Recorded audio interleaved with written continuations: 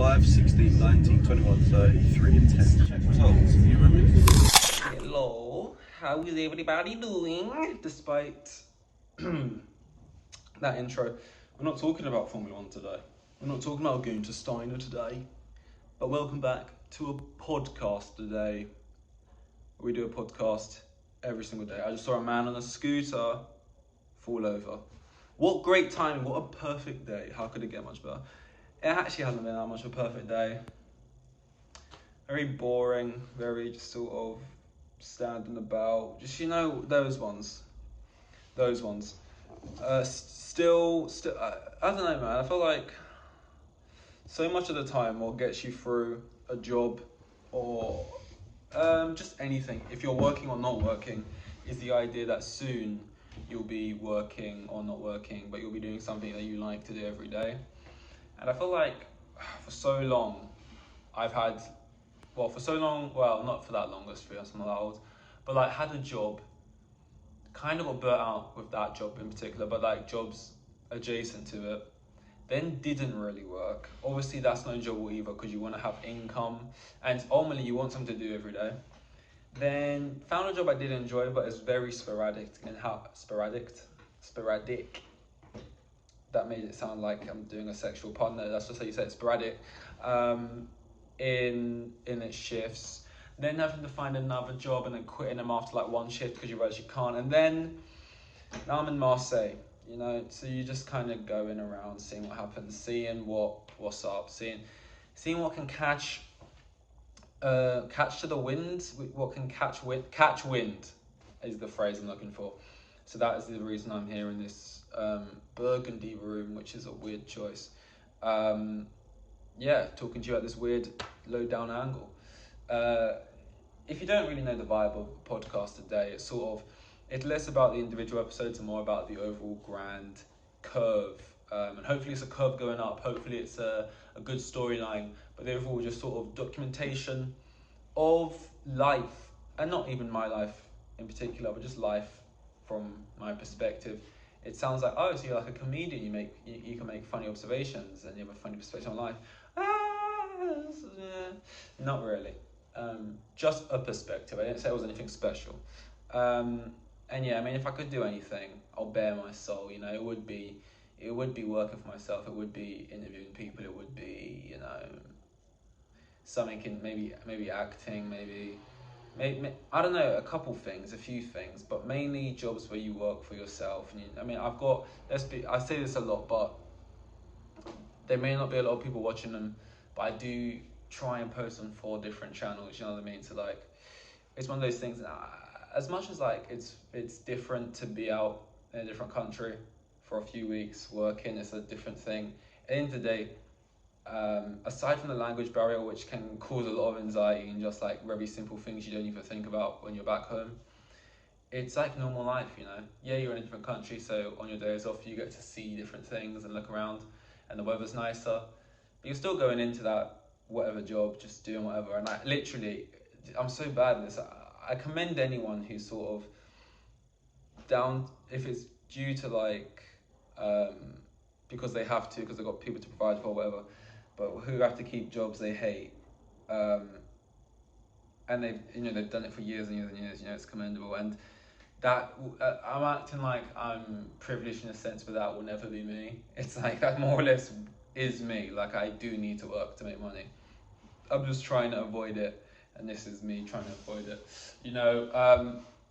Because I got bills to pay. So they got to be paid somehow. But ideally, we got the main channel, that's like the film related stuff. We got the football channel, which I haven't posted on. You know what, I should probably make a video for that. I'll probably talk about Mason Mount's contract or something, which everyone else has fucking already talked about 100 times. Formula One podcast, and this podcast today. I saw a lot of I don't know, Chelsea fans getting annoyed about the Ted Lasso thing. If you don't know, Ted Lasso is a TV show about football. They play at Selhurst Park in the show, but obviously they change it, rebrand it to whatever the stadium's called in the show, I can't remember. And they played at like the Etihad last season and stuff, because they have the license to real teams and that.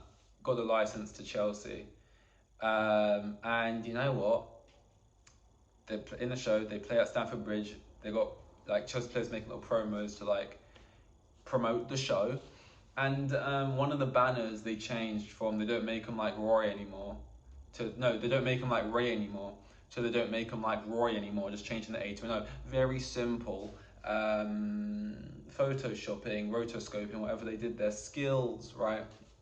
And a lot of people are annoyed about that because they've like changed a banner from a real player who used to play for the club and supported the club and died.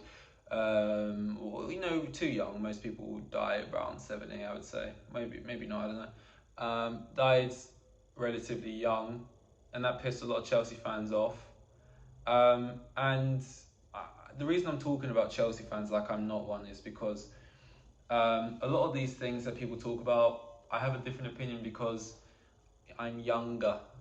So a lot of the things that people may get mad about, things like you don't understand, you can't do, like a lot of I remember people getting annoyed about or talking about, I don't know if they was annoyed about it, but how fans own a percentage of the pitch, and like how ashes were buried under the penalty spot, and like how that's why you can't leave stadium, that's why this and that, and there's a different type of sentimentality. I'm not a glory hunter, that being said.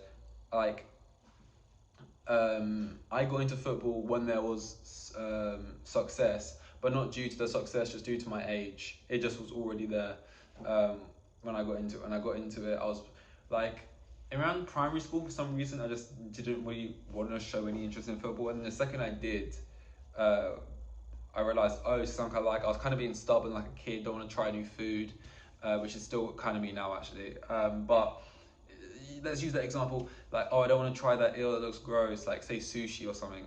That's actually a good example. I've never tried sushi because it looks gross. But oh my god, it looks gross, and you try, and like, oh wait, this is changing my life here. And that's kind of what I did with football. So it wasn't like an active thing. I don't know who had glory, who didn't. I think the only reason I support Chelsea is because no one in my family supported a team. So there was no one to sort of take that from. And it very easily could have been West Ham, probably, because that's more my local. And a lot of people, well, in London, everyone supports everyone, really. But there's a lot of people I knew. I had a lot of friends who eventually, right, who were West Ham fans. So I was naturally just going to basically want to support whatever team that's my friends support. There's different types of people in this world, right? I know people say this a lot, and it's always two different things. So clearly there's millions of types of people in this world. But this version is the two different types of people in this world. There's a type of person who, when they're picking a team to support, they find out what their friend supports, and they then want to support the same as their friends. They can be in it together, highs and lows. And then there's the people who find out what their friend supports. Let's say that again. There's people who find out what team their friend supports, and then wants to pick the opposite because they want to have that rivalry. More aggressive young, children, dangerous ones.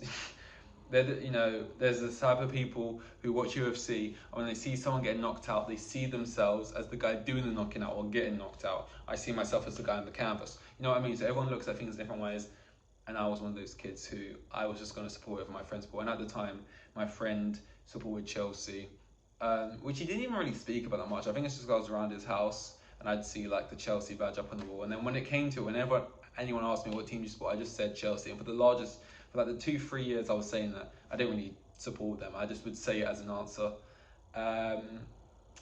Like, I wouldn't really be able to name you 11 or something. And at some point, those words got meaning behind them, and I supported the team. And now I look at it and I'm like, I couldn't support anyone else. I don't really know how I fell into this, but I'm happy. Like, of course you would be. If I just randomly chose Liverpool right now, I'd be sitting here saying, I'm happy I fell into Liverpool. It was like the perfect choice.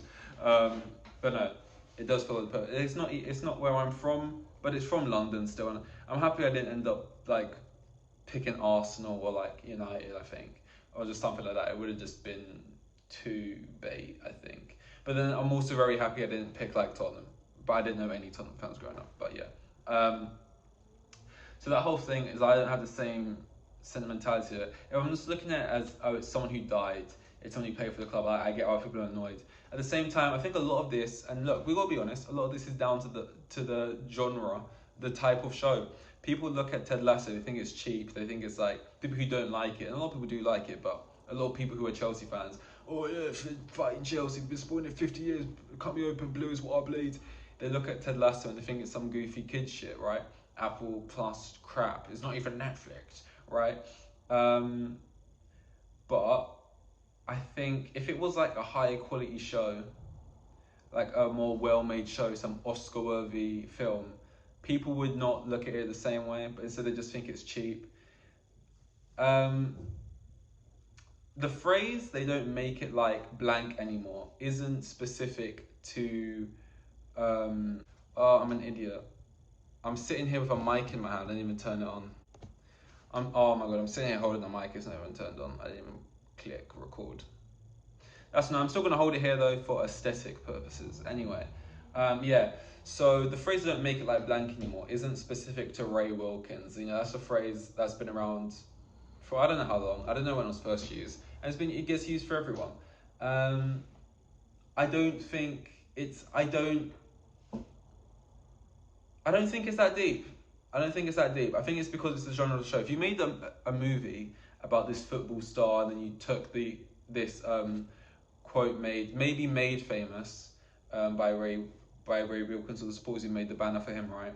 And then you made it for some other player, fictional, but still it had like a strong message behind the film or something about this and that. People wouldn't care, but they look at it, they say, Ted Lasso, you're gonna do something for something this cheap, and they get annoyed by it. But people want to get annoyed by anything, and of course we've got a new owner in Todd Bowley. Any little thing, it's like, oh, you just want to try and make money off the club, you don't know about the history of the club, you're making shit decisions that piss off people, which is true because people are pissed off and he made the decisions, that is a fact. But I just think it's not the end of the world. People get mad.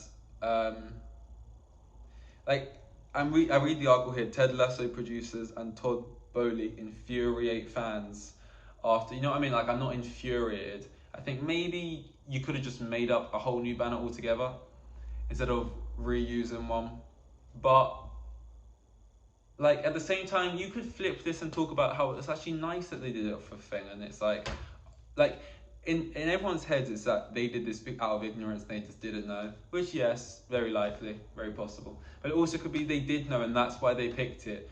Or also it could just be it didn't and they just picked it because Ray and Roy, and it sounds like, but it's like, there's still a good chance, yes, they picked it because it's Ray Roy, it sounds like just change one letter, but also because, you know, they liked that player, they liked that story, they think this character in the show had a similar legacy to that player. They're like, oh, he was a player like this for that club, so we want to like show it, we want to get across what this fictional player was like for this team, so we're going to use a real life sort of comparison there. Like for someone who's making quote unquote art, I know it's just Ted Lasso, right, but you know, you're making something, these are the kind of things you think about and you're looking for.